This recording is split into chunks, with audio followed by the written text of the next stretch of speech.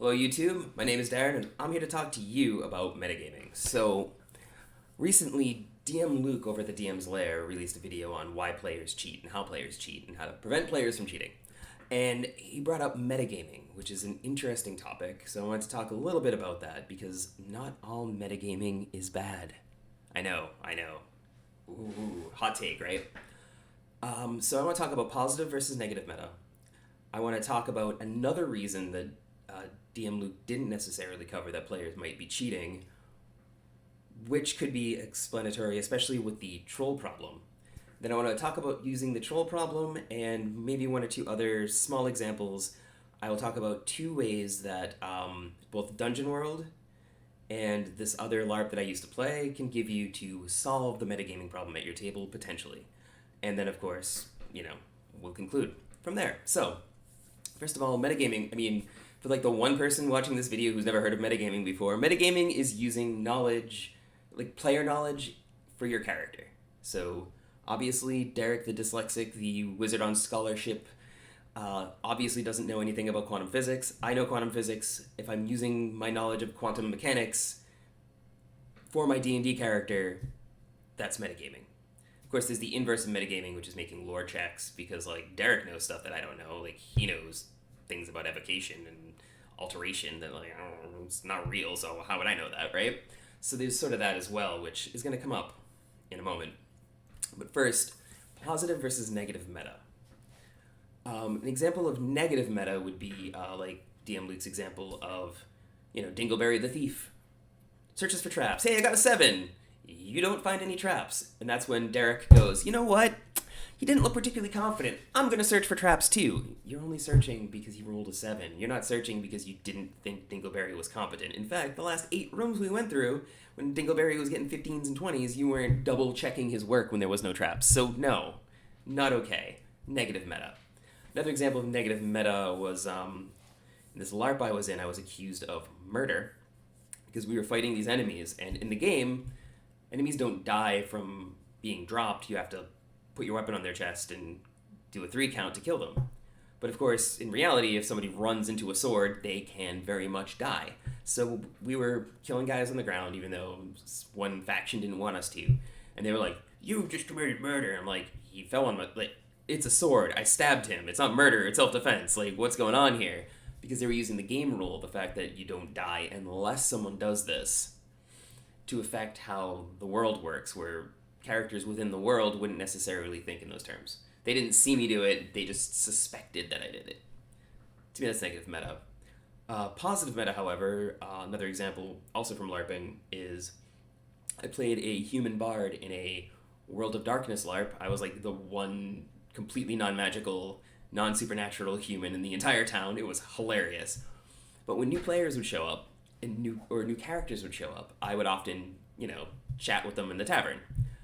Now, I had a preference for new characters that came to town that were also being played by new players.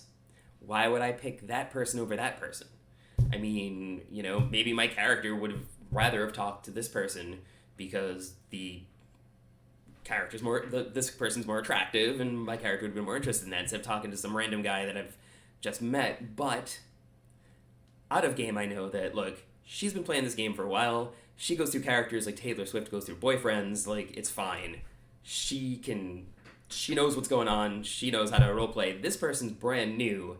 I want to help warm them up to the experience. So, metagaming, I know that this player is new, even though both characters are new, so I talk to them instead. Positive meta, because I'm actually trying to make everybody's experience better through metagaming. So that's sort of how you can have positive and negative meta. But of course, negative meta, I'm going to search for traps because I know the thief rolled a 1, is basically just cheating. That is blatantly cheating. But here's an example that may or may not be cheating that is interesting, and that is the troll example. So you got Dingleberry and Derek, the two characters from earlier I was talking about. Maybe they got Farstalker, the ranger, with them, right? And they come across a troll in the woods. And all 3 of them are just fire. Get the fire out. And they're pulling out their fire. And the DM's like, whoa. How, what? No, that's metagaming. None of you would know that, right? Like, you wouldn't know that fire and acid works on trolls. It's somehow a big secret in some DM's campaigns. Don't know why. How would you know that? Well, one, is that actually metagaming? A lot of people would argue, and I'm inclined to somewhat agree, depending on the world and the world building, that maybe it's common knowledge that fire and acid works on trolls, right? I mean, we live on Earth, in the real world. I have never in my life fought a bear or a shark. But I know, punch shark in the nose. That's how you're supposed to get away from a shark. I've never done it, probably never will, and I probably wouldn't survive it. But I've been told that, and it's part of, common knowledge, right? Punch a shark in the face.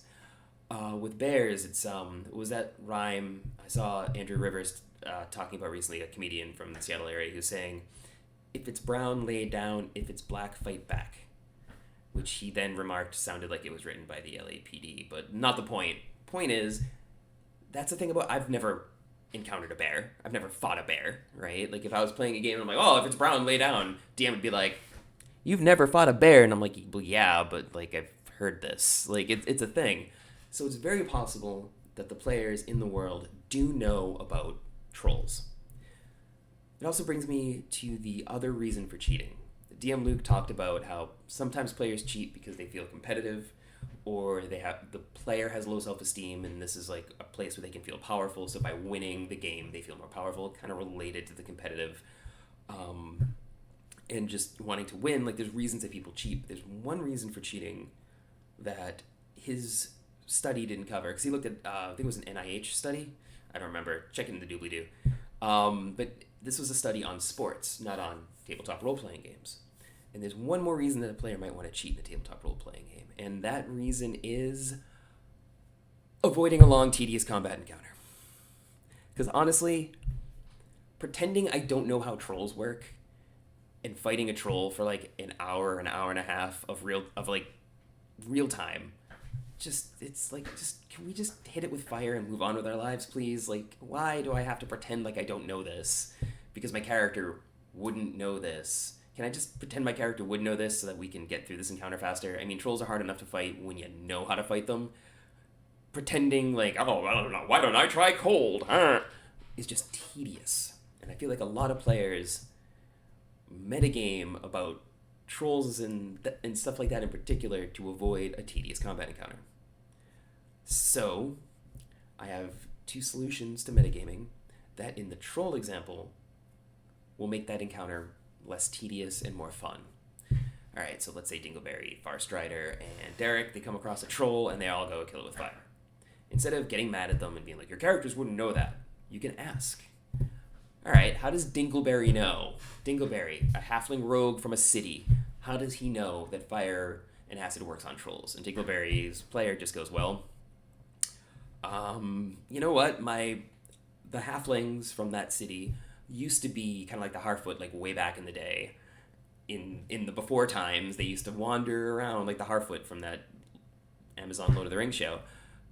And they would have all these stories about how to deal with various things that you'd run into. Of course, growing up, having to hear all these stories, I thought it was stupid, because like, well, I live in a city, there's no trolls here. Like, why would I need to know this? Oh, but now it came in handy, so my character's actually kind of excited that his halfling heritage has finally come in handy for knowledge, like, and all that stupid stuff he was supposed to memorize when he was a kid. Cool. We just learned something cool about Dingleberry. Alright, how does Derek know it? And this one's fun. In fact, if you're a player and you want to circumvent the DM calling you out for metagaming because you think trolls are tedious, use this. So Derek just says, well, Derek always hated evocation class because evocation was for war wizards and jocks in his opinion, and he was just like, whatever, didn't care about any of that. But he did remember once his evocation teacher said a rhyme, and he used to think the man was boring, but he said a rhyme once, and it stuck in Derek's head. And that rhyme was, if a troll has caught your ire, hit it with acid or kill it with fire. And that just stuck out in Derek's mind, so that's how he knows that fire and acid work on a troll. Can we just get this encounter over with, please? And of course, the DM turns to the guy playing Firestalker the Ranger, and he just goes, dude, my hated enemy is giants. Like, I trained on fighting trolls. Farstalker would know this. This is the advantage of playing a ranger. Can we get on with this, please? And we're done there. So that's one example. Now, that is an example from Dungeon World. And I say that because in Dungeon World, they have a move called Spout Lore, which is like the opposite of metagaming, when your character would know something that you wouldn't know. And one of the lines in Spout Lore is, your GM may ask you how you know this. Tell him the truth now. So that's where I got that idea from. Just ask them. We can learn about the characters and learn about the world together as a gaming group just by asking them.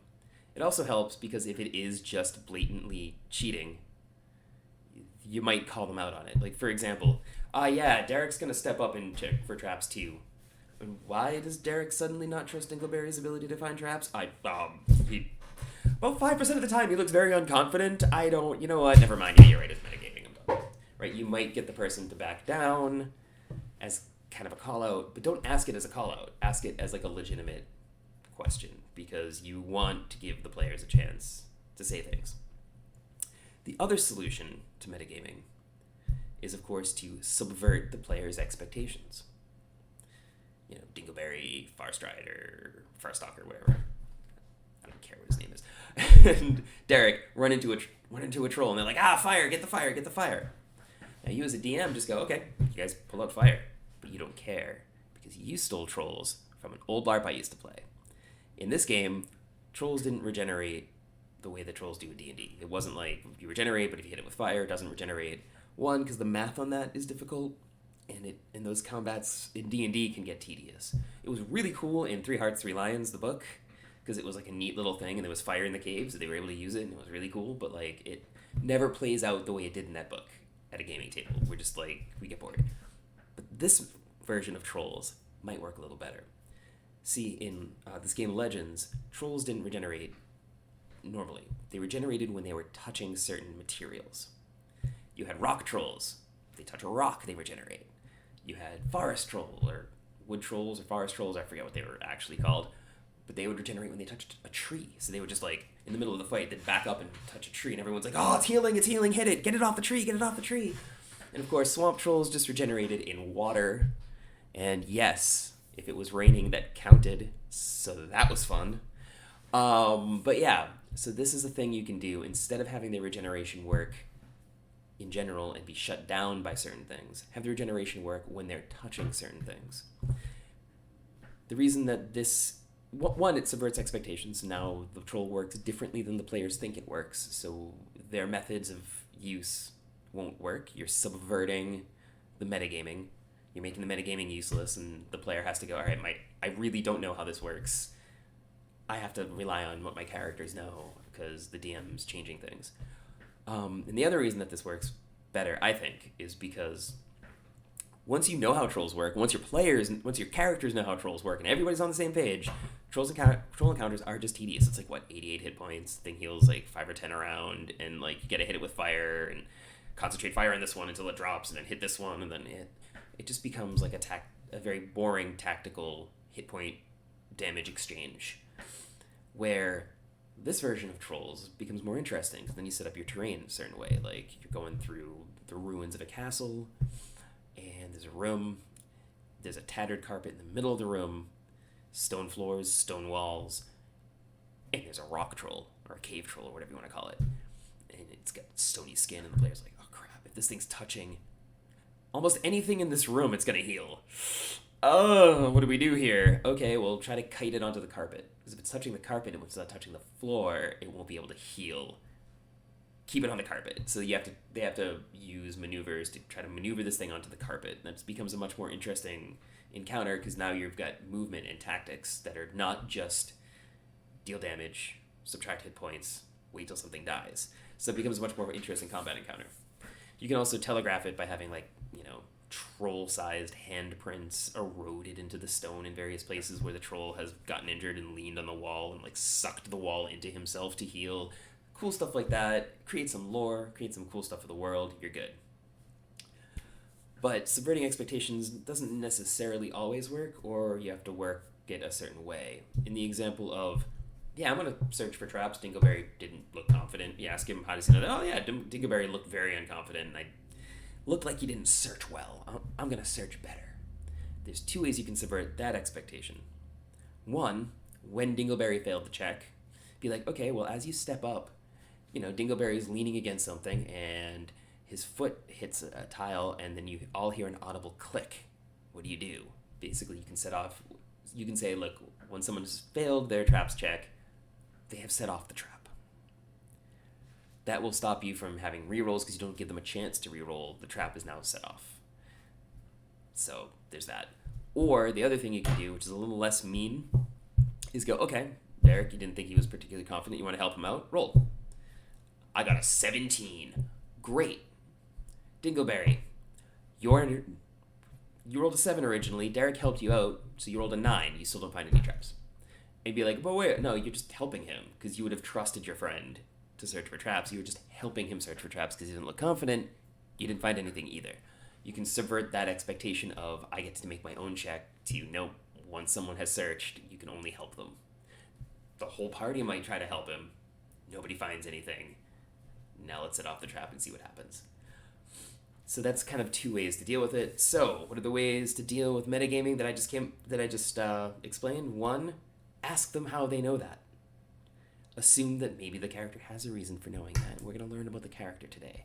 And that call out might help them back down. And of course, number 2, subvert their expectations. I mean, there's a reason that this was one of the most popular D&D adventures ever.